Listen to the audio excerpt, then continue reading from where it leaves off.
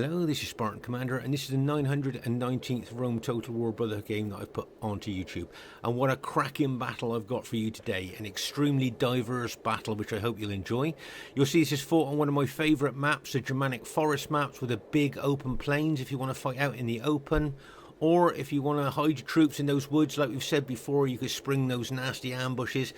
And of course, on this map with the winter scenario, okay, plus the woods as well. If you bring a barbarian faction, you get the winter bonus and the woods bonus as well.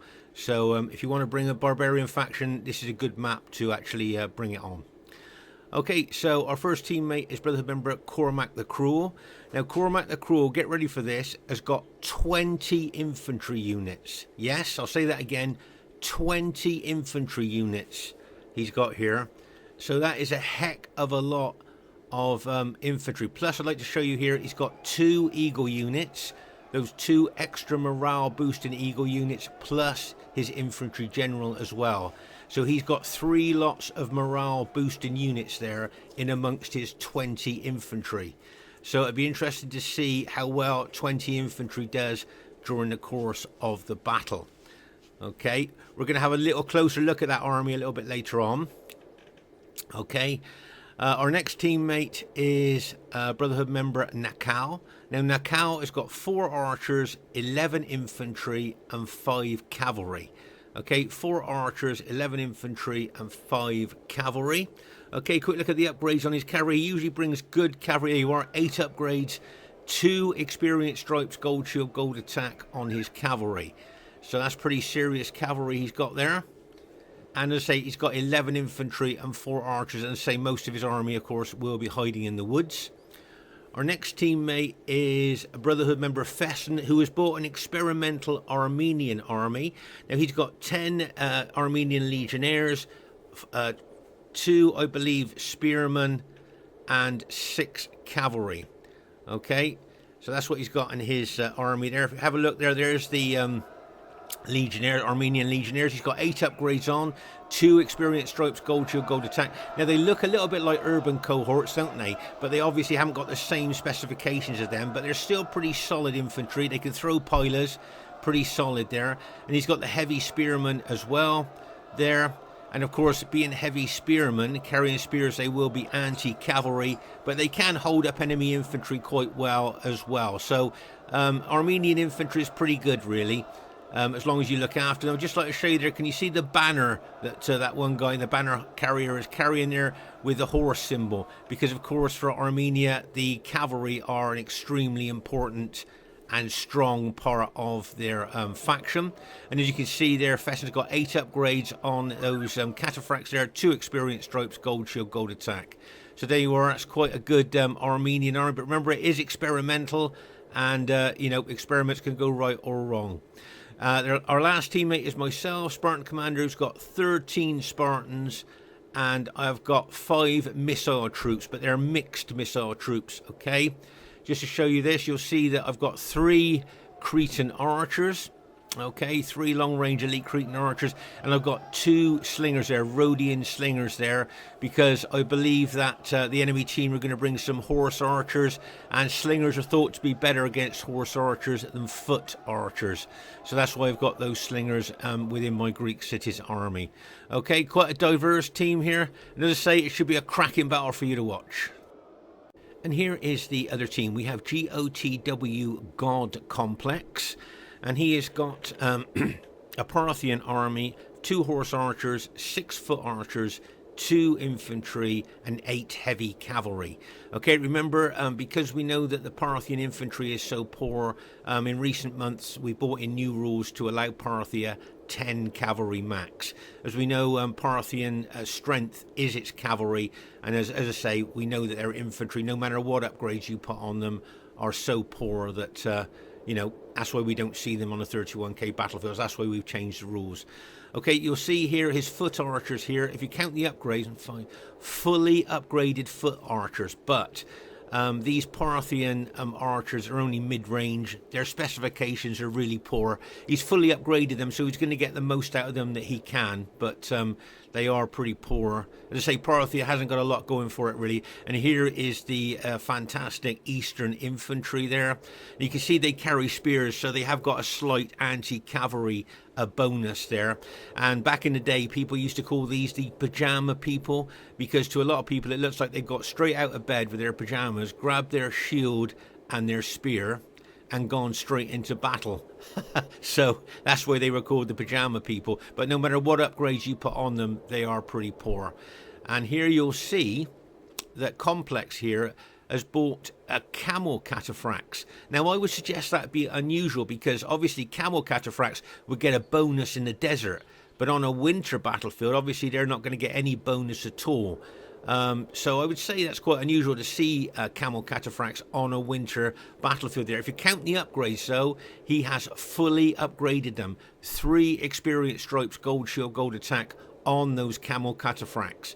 So make no mistake about it, that's pretty tough cavalry there. Plus he's got just 2 ordinary cataphract units with 8 upgrades on each, 2 experience stripes, gold shield, gold attack. So remember, we call these guys the tanks of the ancient world because they're armored from head to toe. So I think that's a pretty effective Parthian army there, and it'll be interesting to see how God Complex uses them. And anyway, he's got 2, there's his 2 horse archers there, fast moving units. They're quite powerful horse archers for Parthia. So there you go, nice to see Parthia on a 31k battlefield. Their next teammate is Brotherhood member Tabor. Now Tabor's got 4 archers, 10 infantry and 6 cavalry. Okay, quick look at the upgrades on his infantry. Now can you see his pilot shield units there are early legionary cohort units with no upgrades? Can you see? So his 2 forward pilot shield units have got no upgrades on at all, and they're early legionary cohorts, so their morale are not great, just to give you a heads up on that. But the rest of his infantry's got 7 upgrades on, an experience stripe, gold shield, gold attack. So 8 of his infantry, he's got an experience stripe on. So that's an interesting infantry formation there. And his cavalry got 8 upgrades on, 2 experience stripes, gold shield, gold attack. So that will be a tried and tested Roman army of Tabors there. Be interesting to see how we use it during the course of the battle. Then our next teammate is GoTW Romex, who has bought the Scythian faction. Now he's got 8 headhunting maidens, 2 horse archers, 6 foot archers, 3 infantry and a dog unit. Okay, now once again, as we know, Scythian infantry is so poor, that's why we've allowed Scythia a 10 cavalry max. There's the axemen there, if you haven't seen them before, that is Scythian infantry. Now believe me, no matter what upgrades you put on them, they're just not very good at 31k there. And it wouldn't surprise me if he fully upgraded that unit. Wouldn't surprise me for 1 minute there, but oh, he has. So he's fully upgraded the axe unit there. But as I say, even fully upgraded, these Scythian axemen are pretty poor on the 31k battlefield. He's got his horse archers there, fast moving, can form Canterbury and circle, and can cause a lot of casualties to enemy troops. And my guess is he's probably got the infamous headhunting maidens. Oh my gosh, they were. Now when you hear the word maiden, you might think innocent, quiet, somebody that stays in the background a bit, doesn't want to be seen. Well, that ain't these girls. These are the deadly ladies of Rome Total War, the headhunting maidens. And if you notice what they carry there, they carry effective against armor axes and cavalry versus cavalry. I reckon these are the best cavalry in the game. They're not very good against infantry. You'll see that. They're not great against infantry. But cavalry versus cavalry, those effective against armor axes really make these light cavalry, these headhunting maidens, as I say, the deadly ladies of Rome Total War. So that's an interesting Scythian army there. And it'll be interesting to see how well he does during the course of the battle. As I say, Scythian infantry is so poor, and that's why we've allowed them a 10 cavalry max now. We've incorporated that into our 31k rules, to see them more on the 31k battlefield. Right, their last teammate is Brotherhood member Barclayman, who's got one of his factions of choice, which is Pontus there. Now, he's got 17 pikes and 2 chariots. Okay, so he's got 17 pikes and 2 chariots. And of course, he's got so many pikes because his 2 allies have got all that cavalry there. Can you see the length of those Pontus pikes there that our men has got to fight down? So that's quite long length pikes there. So there's the enemy team. I think quite a diverse team here. You've got Parthia with God Complex. You've got Rome with Brotherhood member Tabor. You've got GoTW, Romex with Scythia. And we've got Barclayman with Pontus. Should be a great one for you to watch. Okay, if you remember earlier, I said we'd go back and have a look at Cormac the Cruel's 20 infantry units here. Now, just to let you know that 18 urban cohorts, 82 men in each unit, and then the 2 eagle units, 120 men in each of those units, okay? This will enable these 20 infantry units to throw, get ready for this, they'll be able to throw 5,148 pilers before they even get into hand-to-hand fighting. Yep, 5,148 pilers they can throw before, as I say, they even get into hand-to-hand fighting. That's the firepower that these 20 infantry units are going to bring to the battlefield there. But will 20 infantry units make up for no cavalry? Well, I guess we'll just have to see as the battle unfolds. Should be a good one to watch. Okay, at this stage of the battle, I thought you might find it interesting if we do a cavalry count of both teams. Okay, so God Complex here with Parthia has got 10 cavalry. Okay, and then we've got Tabor here with another 6. So that's 16 cavalry so far. Okay, Romex has got another 10. So that's 26 cavalry. Okay, and we know that Pontus has got 2 chariots. So the enemy team have got 28, a combination of chariots and cavalry. Okay, so they've got 28, 26 cavalry and 2 chariots there. Now let's have a look at our team. Okay, so let's have a look here. Naacal has got 5 cavalry. Okay, so Naacal's got 5 and Fesen's got 6. So we've got 11 cavalry against 28. Okay. Now, will 28 cavalry and chariots, is that going to be the advantage? It's going to give this team a win. Well, we'll just have to see. Okay, at this very, very early stage of the battle, I wanted to show you something here. Can you see that Naacal is moving his Roman auxiliary archers into the woods? Now, can you think why he's actually doing that? Why would he be moving his archers into the woods there? Okay, well, a lot of RTW players, I don't think, realise that archer auxiliaries actually get a bonus in the woods. I bet a lot of RTW players watching this didn't know that Roman auxiliary archers do get a bonus in the woods. So that's why Naacal's moved his archers into the woods there to actually get that woods bonus. Okay, and you can see there him now shooting fire arrows. Now, shooting fire arrows into enemy troops, it causes a drop in morale, but doesn't cause so many casualties. And you'll see here that the Scipio General Tabor is just shooting ordinary arrows because he knows that with ordinary arrows it causes more casualties. But there you are, you can see the fire arrows hitting there. I think the fire arrows look quite spectacular, but they don't do as much damage as normal arrows. Here you'll see the Scythian General there has got his 2 horse archers in Cantabrian circle shooting at that 1 archer unit of Naacal. Make no mistake, horse archers in Cantabrian circle can be very, very effective. And as you can see here, this archer unit of Naacal is getting shot to pieces there, not just by that Cantabrian circle, but also the enemy Scipii archers shooting in on him as well. So as I say, horse archers in Cantabrian circle can do a heck of a lot of damage to enemy foot archers there. And as we know, foot archers don't do a lot of damage to horse archers in Cantabrian circle. There you are. That's a 81-man unit that reduced to what? 6 archers there in a very, very short space of time. Just look at all those dead archers there now. That's a combination of those horse archers in Cantabrian circle and all those Scipii archers shooting into him. Oh my gosh, you've even got Scythian chosen archers shooting in on that archer unit as well. So a lot of archers involved. Over here you can see our team is just forming up. You can see Cormac moving forward now with 20 infantry units there. I reckon that's going to embolden Cormac there, and I reckon that he may well lead the charge there for the team with that many infantry. And remember, he's got 5,148 pilots to throw. Okay, now this is a nice move here by GoTW God Complex. He's brought his horse archers through the woods there and has got in behind us.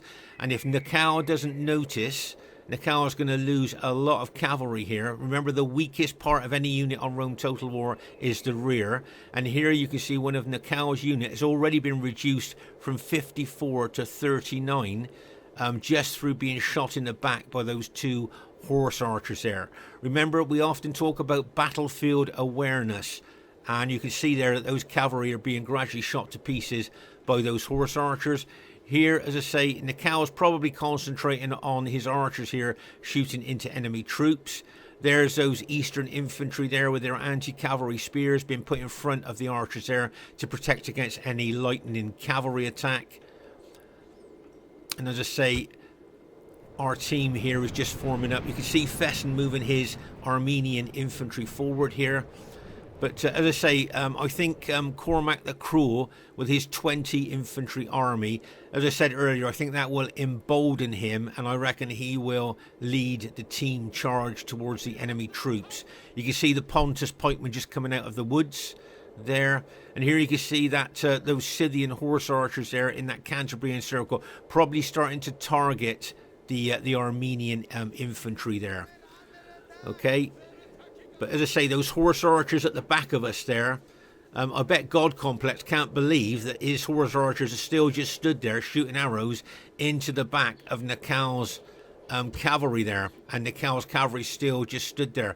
That's been reduced from a 54-man unit down to 20 now. Now, it wouldn't surprise me if he started to concentrate on other cavalry units now shooting into the rear of them.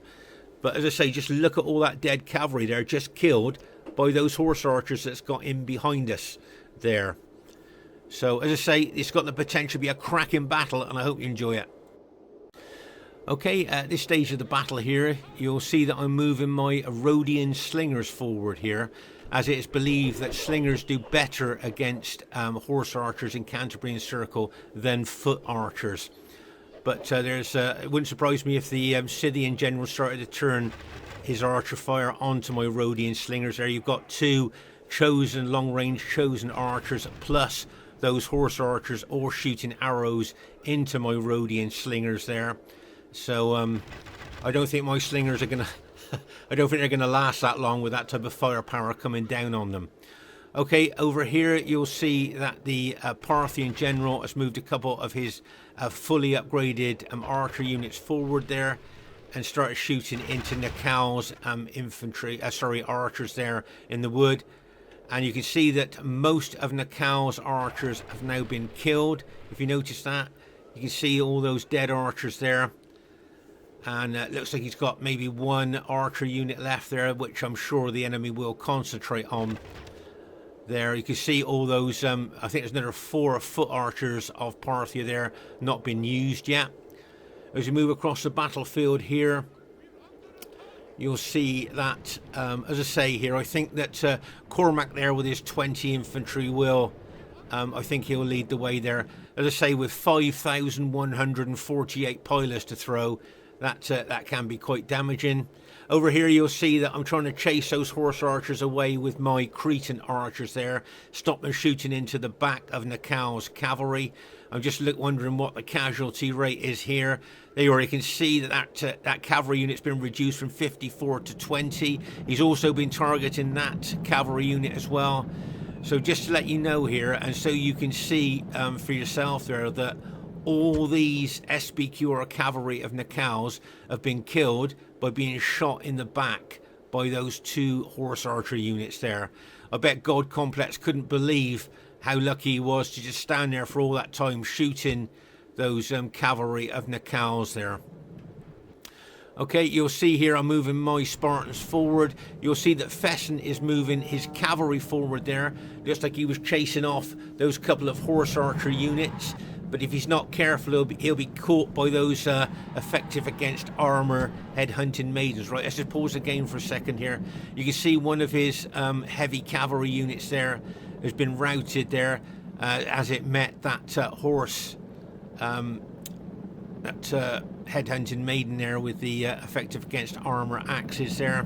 And you can see these other headhunting maidens are chasing those heavy armored cavalry away. Remember, the heavier the cavalry, the more that the effective against armor axe bonus comes into play.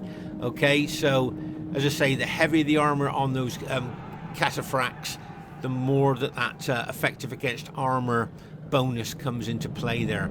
Here you can see the Scythian general a little bit isolated there. It wouldn't surprise me if Romex pulled that general back pretty quick, as he knows that barbarian morale is not very good and he wants to keep his general alive there. But here's a nice combination of SBQR and Armenian cavalry there in our team there of Naacal and Fesen. Nice combination cavalry there to chase the enemy cavalry off, so well done to them. If you notice here, you'll see, as we thought, Cormac moving his infantry forward. You'll see that Naacal is moving his purple SBQR infantry forward as well there. So as I say there, you can see Cormac the Cruel moving his red Julii infantry forward there. And as I say, I know I've said it a couple of times, but he's got 5,148 pilots to throw into enemy troops. Imagine the destructive firepower that will bring to enemy troops there. But here you can see that, as we saw earlier, Tabor has got no upgrades on these couple of pilot shield units. But I guess as long as they stand their ground, they'll soak up pilots as good as any other expensive unit there.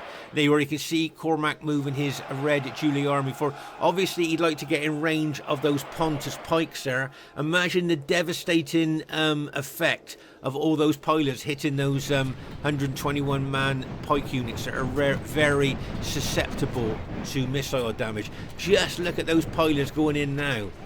Oh my gosh. It's like it's raining pilots down onto the enemy troops. Here you can see the enemy troops replying with some pilots as well there. And as I say, you can see Fesen's Armenian infantry move forward. Over here you'll see that Romex has got those couple of Scythian horse archers there in behind us there, still shooting at my Rhodian slingers. I haven't got a lot of slingers left now, and I think that those horse archers are trying to finish them off there. But as you can see Naacal's purple SBQR army and of course Cormac's red Julii army there kind of leading the charge for the team. It wouldn't surprise me if Fesen moved his Armenian army forward there. Okay, now if you notice here, I'm keeping my Spartans at the rear because I'm just deciding on the best place to put them. I can see a lot of Parthian cavalry on our right flank, so that may be where I decide to put the Spartans there, to try and neutralise any massive cavalry attack. Here you can see Naacal charging into the enemy archers there, and those horse archers are coming forward again there, looking to shoot into the back of possibly Fesen's Armenian cataphracts there. Okay, so there's a lot going on in this battle at the moment. Here you can see Naacal's put a couple of infantry units there to try and neutralise any cavalry attack coming in on his flank. And you can see those Parthian Eastern infantry there as well. But as I say, in the centre here, it looks like Cormac has kind of led the charge there. And the enemy have got several units there to try and neutralise that charge there. I see there's Pontus pikemen there, as well as Scipii infantry. And as I say, a lot of pilots going in there. Now remember that the enemy team have got 28 cavalry and chariots, in their team, and we've just got 11 cavalry. Okay, now that could make a big difference in this battle. We'll just have to wait and see. Here you can see Fesen there moving his Armenian infantry back away from those Pontus pikes. That's a good move there. Oh, there's a chariot unit going in there. Barclayman's get ready for this, and bang! As he smashes that chariot unit. Now Barclayman will know that Armenian morale's not very good, and to smash that chariot in there could cause possibly a lot of those Armenian units to rout. There you can see the chariots there attacking the Armenian infantry. It would surprise me if Barclayman, there you are, he's up pikes and he's running his pikes forward here to do a frontal attack on the Armenian infantry as well. There you can see some Scythian axemen there attacking the Armenian infantry there as well. So quite a lot of attacking going on here. Now I just wonder whether Fesen, I could see those headhunted maidens getting around the flank as well. Can you see them starting to move around the flank, possibly to get in behind us? So I think Fesen may well pull his Armenian infantry back from that position. As I say here, I'm watching that Parthian cavalry there, and I can see Scipii cavalry there on our right flank. So there's a lot of cavalry there. So that's why I'm thinking about taking my Spartans over there to try and neutralise any possible cavalry attack there. Well, Cormac can hold in the centre with Fesen's assistance, plus you've got Naacal's infantry units in there as well. But as I say, it wouldn't surprise me if Fesen moved his infantry back. Oh my gosh, don't tell me he's going to take on the headhunting maidens with his heavy cavalry there like a bang as he charges in there. Right, okay, so you'll see here now that the effective against armour axes of the headhunting maidens will come into their own here against these heavily armoured cavalry. Remember, the heavier the armour, the more the anti-armour bonus comes in of the headhunting maidens. So there you are, you can see the heavy cavalry there charging. Remember, the maidens are only light cavalry. If you notice there, you'll see they're only light cavalry, where of course they're fighting heavy cavalry here. But the effective against armour axes gives, I believe, the deadly ladies of Rome Total War an advantage here. You can see how that one unit is still fighting all those Armenian cataphracts. Romex haven't even brought in those other units there, and that one headhunting maiden unit still fighting there. Can you see? And you can see now that they're taking the cavalry forward there, both Scythia and Armenia there.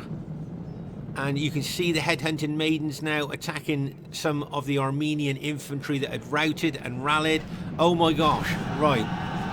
There you are. So the heavy cavalry of Armenia has now been routed by the light cavalry of Scythia. Okay, so as I say, the heavier the armour that those cavalry are wearing, the more that the effective against armour bonus comes in of the headhunting maidens' axes. Okay, so there you are. So that is now all of the Armenian cavalry, heavy cataphracts, has now been routed there by the Scythian headhunting maidens, and now those headhunting maidens are in behind us. If you notice here, I've got my Spartans, I've moved them over to the left flank now. As I say, it wouldn't surprise me if Fesen moved his infantry back. You can see here that Cormac's infantry is really engaged now with the Pontus pikemen, and I believe there's some enemy Scipii infantry in there as well, and some Scythian infantry, the axemen, are in there as well. But the headhunting maidens are now behind us, and it wouldn't surprise me if they attack our missile troops there, trying to take out our archers and my slingers as well there.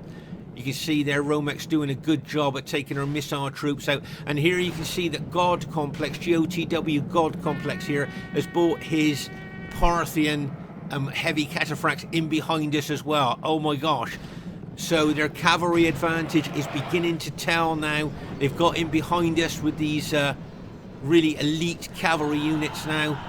And this could well be the end of the game. Right, see these headhunting maidens charging in. Right over here, you'll see that the Armenian cataphracts here are fighting Naacal's purple SBQR unit. See the cataphracts using the effective against armour maces against the purple SBQR troops of Naacal. Remember, most of Naacal's infantry's got an experienced stripe on, so they're holding quite well there at the moment against those Armenian cataphracts. But over here, can you see these headhunting maidens charging in to the Armenian infantry there, trying to get them a mass rout going? I think that's the thinking behind that.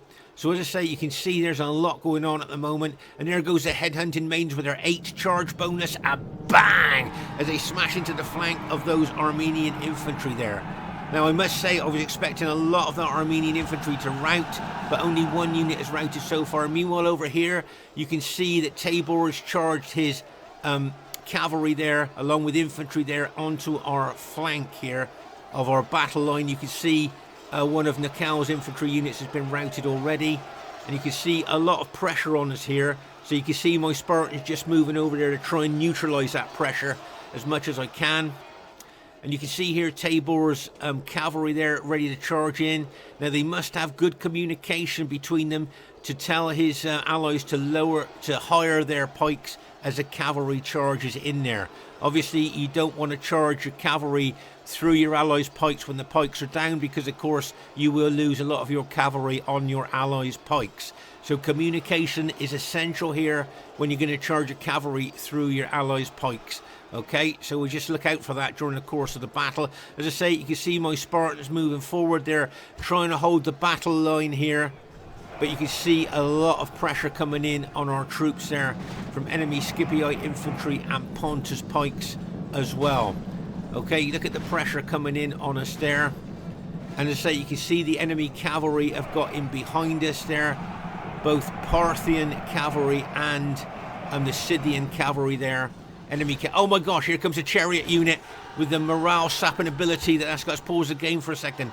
So there's that chariot unit of Barclayman there. It's going to charge into the flank of Cormac there.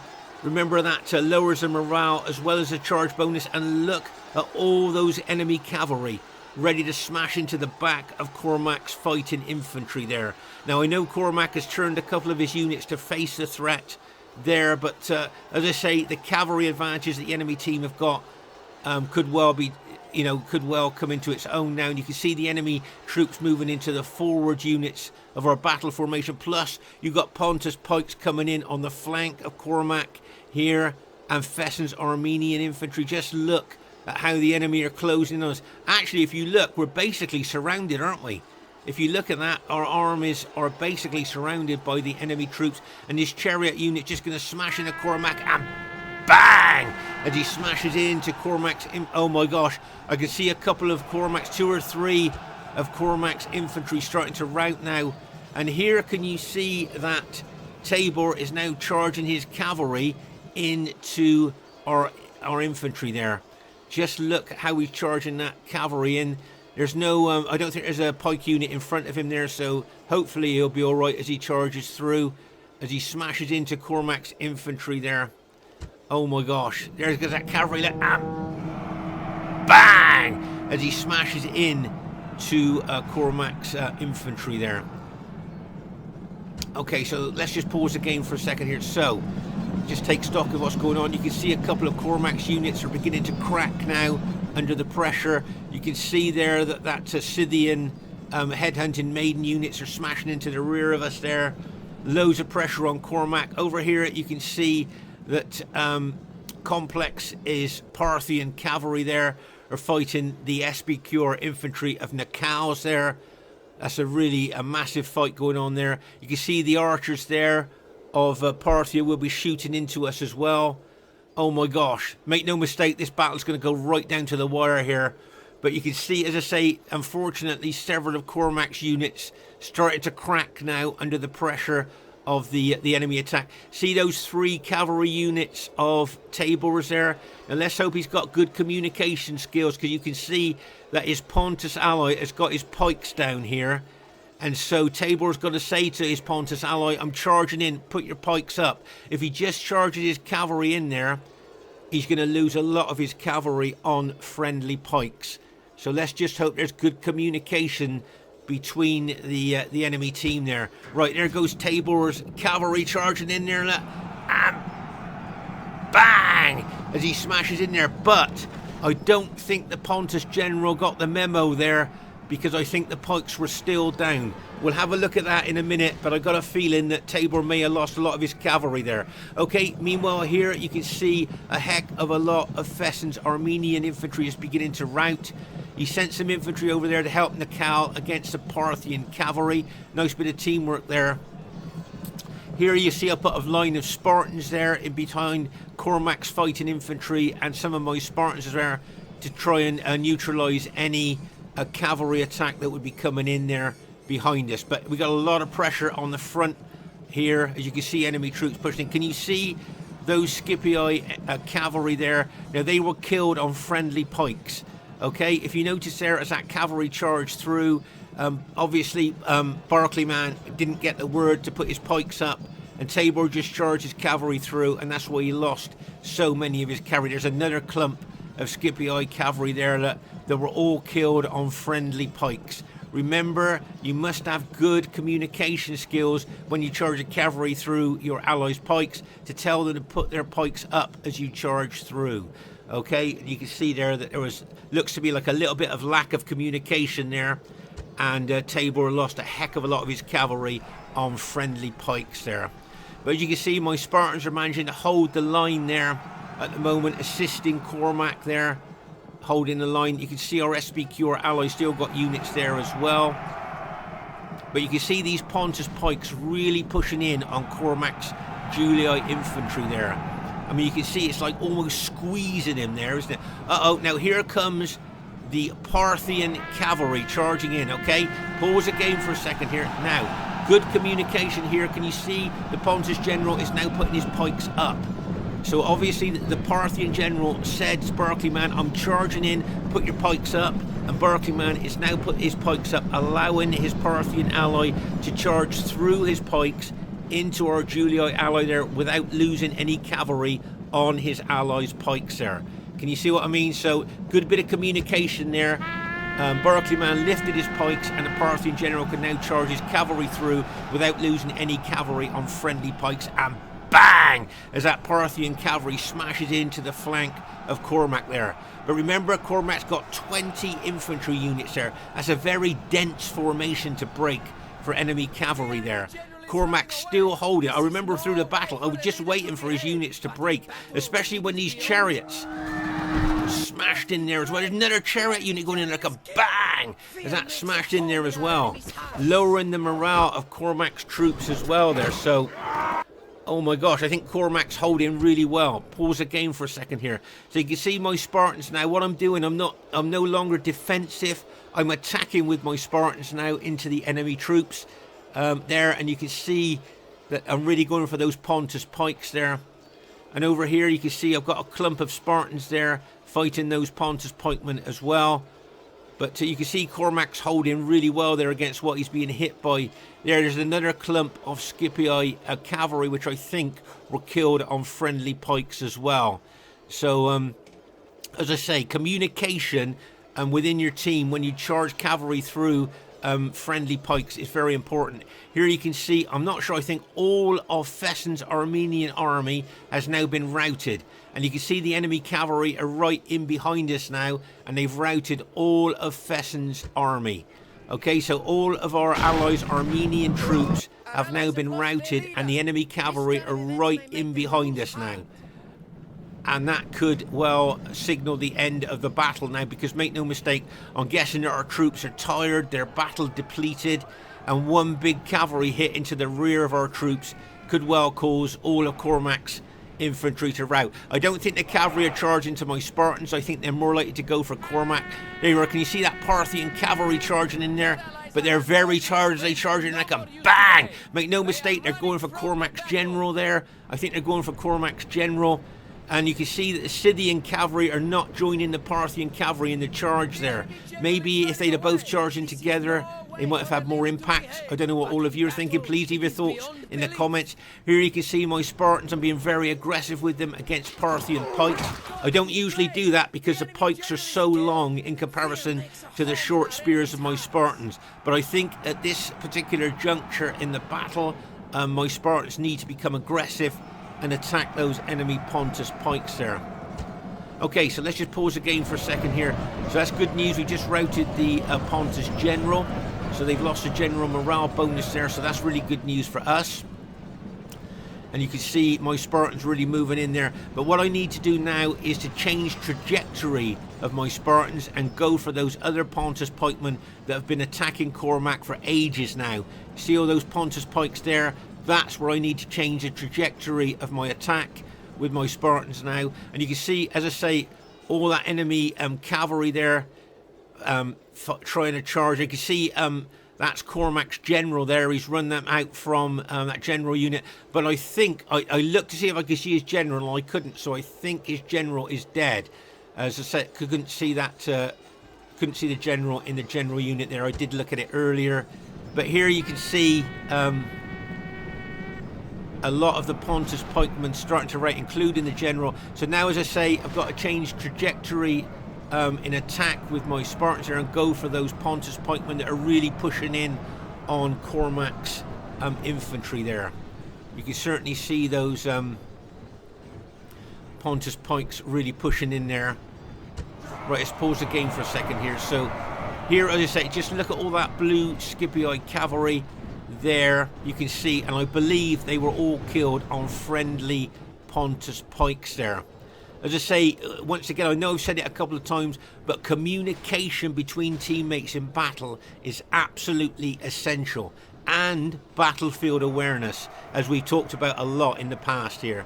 But here, as I say, you can see my Spartans moving in on those Pontus pikes there that are engaging my Julii ally. You can see I'm being very aggressive with my Spartans there. I'm no longer in defence. I'm really pushing forward into those Pontus pikes. And those Pontus pikes have been fighting for a long time, so I'm guessing they're tired. And it wouldn't surprise me if they started to rout the moment that my Spartans started hitting them. There you are. Can you see? I can see a Pontus pike unit. There you are. As I thought, the Pontus pikes have been fighting for a long time. There, they'll be battle depleted, and as my Spartans hit them there, it's caused them to mass rout. And it looks like our team has managed to go on to win the battle here. Just to say, I think if I remember correctly, Naacal just had 2 units left at the end of the battle. I think that's his 2 units there. I think that's all he had left. So that goes to show how tough this battle was.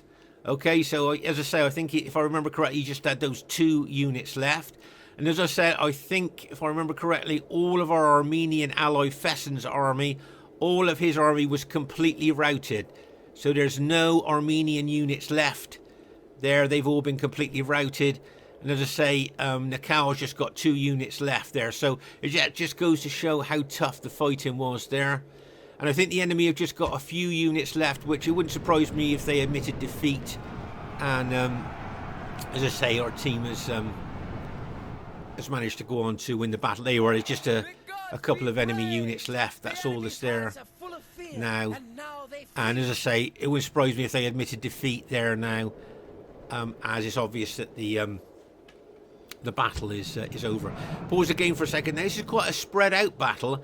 If we look over here, you can see there, I think that's a line of those eastern infantry there, that they were either killed by pilers or archer fire there, that line of eastern infantry there. Do you remember Naacal's archers there in the woods? We saw them move in the woods for the woods bonus.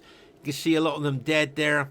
As you move across the battlefield here, you can see that looked like a massive cavalry battle there, didn't it? Just look at all that cavalry dead. I think that's where the Parthian cavalry were fighting the SBQR units of Naacal there.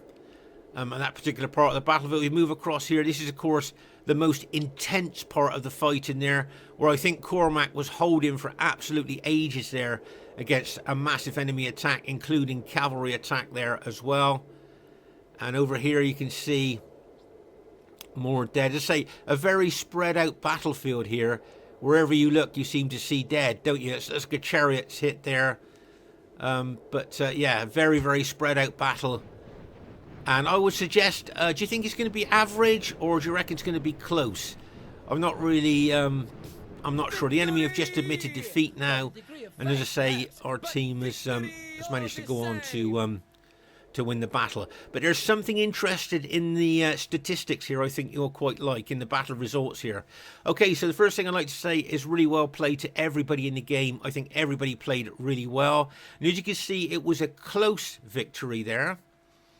And the highest kills in the game, and it could be a bit of a surprise here, okay? Highest kills in the game goes to, get ready for this, Scythia. Romex there, 1,694 kills for Romex with Scythia. So really well done to Romex there. How often do you see Scythia with that many kills?